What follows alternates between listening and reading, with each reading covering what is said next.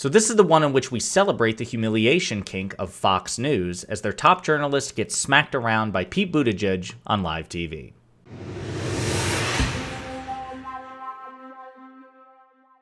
There was, and we should probably backtrack here, there was a bit of a controversy peddled by Fox News about Pete Buttigieg and his husband, Chasten. So if you see the headline here, Fox News says, Pete Buttigieg blasted for taking military aircraft to sporting event with husband.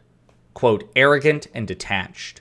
And of course, the context for this is as Southwest Airlines, is having major cancellations and major, inconveniencing their customers to an incredible degree. And Buttigieg, as the Secretary of Transportation, has federal responsibility for holding Southwest accountable. Fox News, of course, is scapegoating him left, right, and center. And then they drum up this, this manufactured scandal saying, hey, look, while your flights are being canceled by Southwest, a company, something that Pete Buttigieg doesn't control, right? He's not the CEO of Southwest. He's the cabinet level Secretary of Transportation who is ultimately responsible for holding them accountable if they broke the law or if they violated DOT regulation. But anyway, they're trying to blame him for those cancellations and those inconveniences. And they're saying, and also while he's doing that, he's actually globetrotting with his husband on a military aircraft funded by taxpayers. And that's arrogant and detached. So Pete Buttigieg, Secretary Buttigieg, went on Fox News and squared off with Bret Baier. Now, again, for context, Chris Wallace is no longer at Fox News. Nor is Shepard Smith. So Bret Baier is considered the last of the great Fox News mainstream journalists. Although I would argue that he's not remotely comparable to the other two. He's still a Fox News mouthpiece, and he asks bad faith questions. And this exchange here is kind of proof of that. So let's listen. You also brought your husband, Chasten, on a military aircraft to attend a sporting event in Netherlands. Was that That's quite a spin to put on. No. But was that reimbursed? Because that was one of the controversies with price. I led a presidential delegation to support American wounded warriors and injured service members, the Invictus Games, as has been tradition for many years. I led the American delegation. It was one of the great honors of my time in this job. And the diplomatic protocol on a presidential delegation is that the principal is often accompanied by their spouse. It was a great trip. It was incredible. It was also a few weeks into the Ukraine war.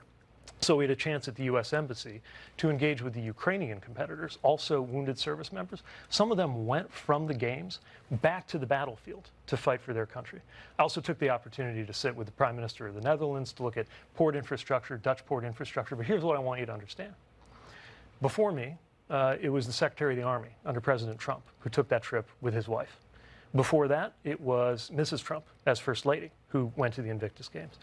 Before that, Mrs. Obama did the same thing. Sure. And I guess the question on my mind is, if no one's raising questions about why Secretary Esper and his wife led that delegation, and as well they should have, then why is it any different when it's me and my husband? Understood.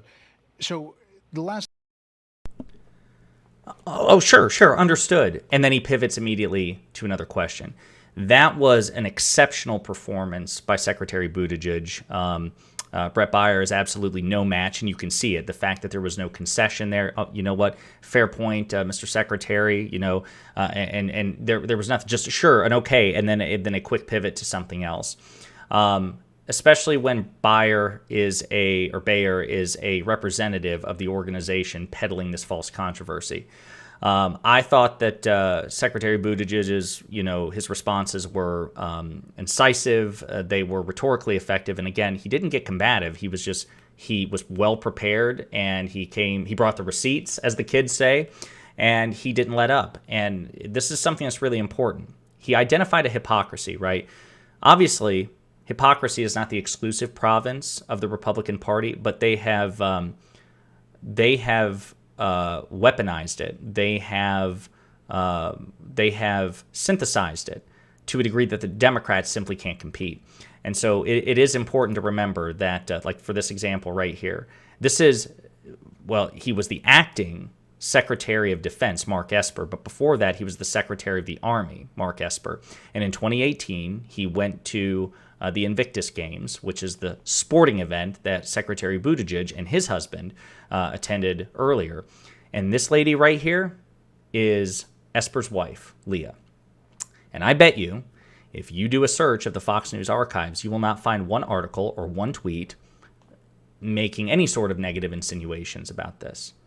So it's interesting how the double standard works. It can be, the Secretary of the Army isn't even a cabinet level designation, right? It's sub-cabinet. And yet when it's the Trump administration, Donald Trump can send whoever he wants, and whoever they're dating or married to, they can do whatever they want and be on any aircraft they want and go wherever they want, and Fox News doesn't care. But as soon as it's the President Biden's Secretary of Transportation, who just so happens to be gay, and he goes with his husband, then it's a scandal. It's hard not to suspect that there's some degree of homophobia. And you might be thinking, well, I mean, my God, give them the benefit of the doubt. Why should I? Why should I? Fox News doesn't give Democrats or the left the benefit of the doubt. Here, this is a great example of it. So why should I give them the benefit of the doubt? Especially when they're the mouthpiece of the American conservative movement and the Republican Party, which is notoriously homophobic. So anyway, I thought it was a great performance by Secretary Buttigieg, and it's something that we should all be hyped up for, regardless of whether or not you think he's not progressive enough or he's not centrist enough. If you are left of center, going all the way to progressive, you should be celebrating this, because once again, Fox News got dunked on by Secretary Pete Buttigieg. So keep it up, Mr. Secretary.